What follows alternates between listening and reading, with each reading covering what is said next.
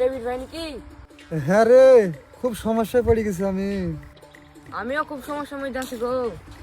তোরও সমস্যা আছে, তাহলে দুজনের তো সমস্যা আছে। তো আমি শুনলাম ওই জঙ্গলে এক ভালো সাধু বাবা আছে, ভালো ওষুধ দেয়।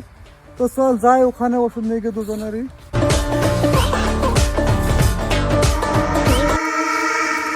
সাধু বাবা, আমরা দুজনে মহা বিপদে পড়ে গেছি। রে বাচ্চু, বস। বল তোদের কি সমস্যা হয়েছে? আচ্ছা সাধু বাবা, আপনি তো সবাইকে ওষুধ দেন, তো আমাদের দুজনকে ওষুধ দেন। ঠিক আছে বাচ্চু, একে একে বল। প্রথমে তুই বল। আমার তো ঘুমালে চোখ বুঝে যায় আর হাসলে দাঁত বেরিয়ে যায়। আচ্ছা, তোর ভাই সরে? না সাধু বাবা, আমার বয়স হয় না, কিন্তু মাঝে মাঝে ভুক ভুক করে পা ধোয়। ঠিক আছে, তুই বস। তোর রোগ ধরা হয়ে গেছে।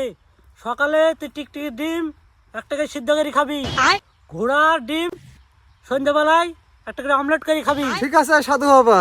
তাহলে তোর রোগ সেরে যাবে। এবার তুই বল। সাধু বাবা, আমার পাতলা পায়খানা হয়েছে। পাতলা পায়খানার সঙ্গে একটা আস্ত শোল মাছ বেরিয়েছে। তুই বলিস কি রে? তুই একটু ভয় পাসনি? তোকে আমি একটা ওষুধ বলে দিয়েছি, তুই শোন। সকালে খালি পেটে 500 কাঁচা লঙ্কার জুস খাবি, আর সন্ধ্যায় 500 গাধার দুধ খাবি।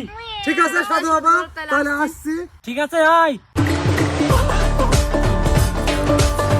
হোক মাওলা, হোক মাওলা।